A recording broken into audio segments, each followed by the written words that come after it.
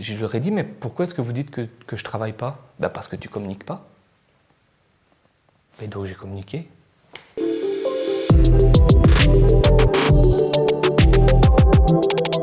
Par rapport à ta vie d'avant, entre guillemets, est-ce qu'il y a des choses que tu ne peux plus faire?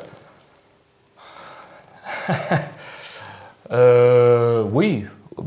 Oui, ma vie elle a changé parce qu'il n'y a rien à faire quand vous devenez échevin, vous êtes quand même un peu plus un personnage public.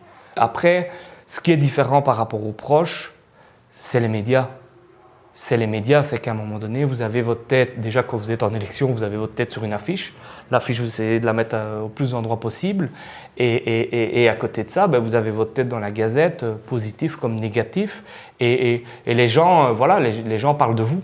Alors, plein de fois, quand je vais dans un restaurant, ma fille me dit « Ah, mais tu connais le patron et même le monsieur t'a dit bonjour. » Donc tout ça, c'est positif, on en rigole.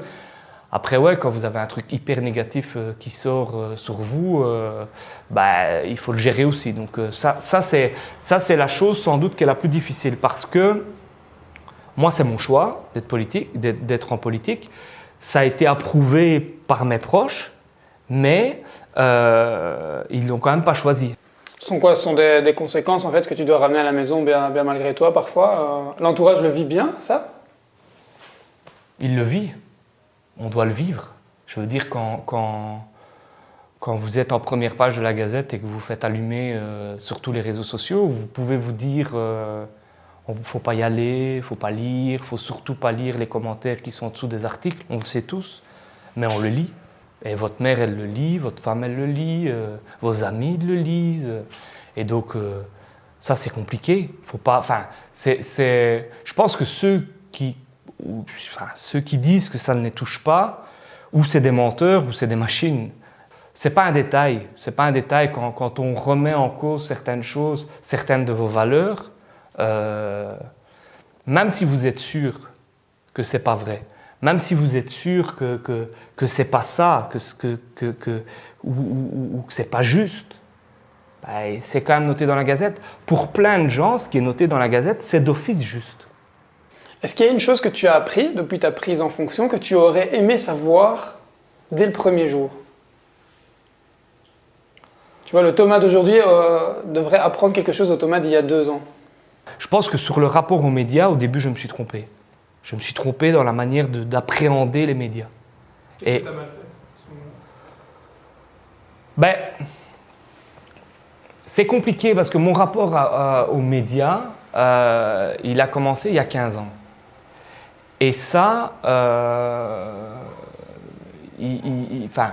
moi j'ai créé, j'ai pas créé tout seul, mais on a créé Full TV comme un contre-média positif, en disant on en a marre que les médias parlent de nous négativement. Et donc, finalement, c'était quand même assez provocateur. On n'a pas vraiment été accueillis à bras ouverts. Et donc, à la différence d'autres échevins, moi je suis arrivé avec un passif.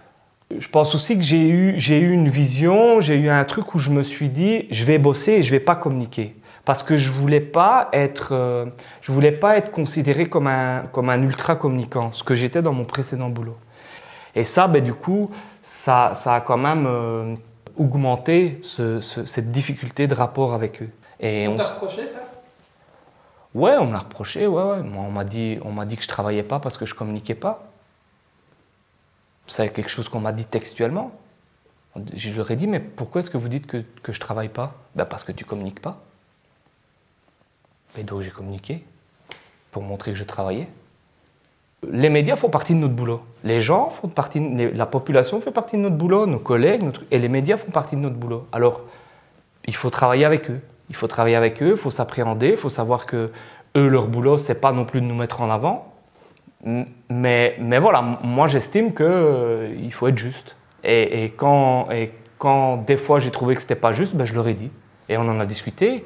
Et je pense que le rapport, depuis le premier jour, aujourd'hui, il a changé. C'est ce que tu aurais changé dans ton attitude si tu avais le pouvoir de remonter un peu le temps? Ouais, mais d'un autre côté, si je me l'étais dit à ce moment-là, je ne me serais pas écouté. Donc je pense que j'avais besoin aussi de passer par là. Et des erreurs, je vais encore en faire, c'est sûr. Que ce soit dans la communication, que ce soit dans le travail, des erreurs, on en fait. Il faut juste les accepter et dire ouais, voilà, ça c'était une erreur.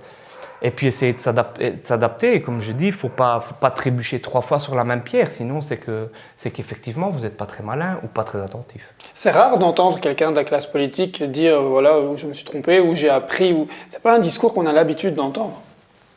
Il en manque plus, c'est comme ça? Ouais, il en manque plus, ça je sais pas. En tout cas, moi c'est mon discours et je pense que des erreurs j'en ai faites et j'en ferai encore et je les assumerai. Enfin, je pense que quand vous dites à quelqu'un je me suis trompé, bah c'est fini. Il peut vous en vouloir si l'erreur est grave, mais au final, voilà. Enfin, on est quand même des humains. Alors on a ce côté où on doit être exemplaire. Ça, c'est sûr. Moi, je pense que je fais super attention par rapport à tout ça. Mais finalement, le monde politique, c'est juste un reflet de la société. On n'est pas une caste supérieure en devenant politicien, et ni inférieure, parce qu'on est aussi en disant ouais, vous êtes les politiciens. Non, on est vous en fait. Enfin, il n'y a pas de différence pour moi. En tout cas, moi, c'est pas comme ça que je le vois.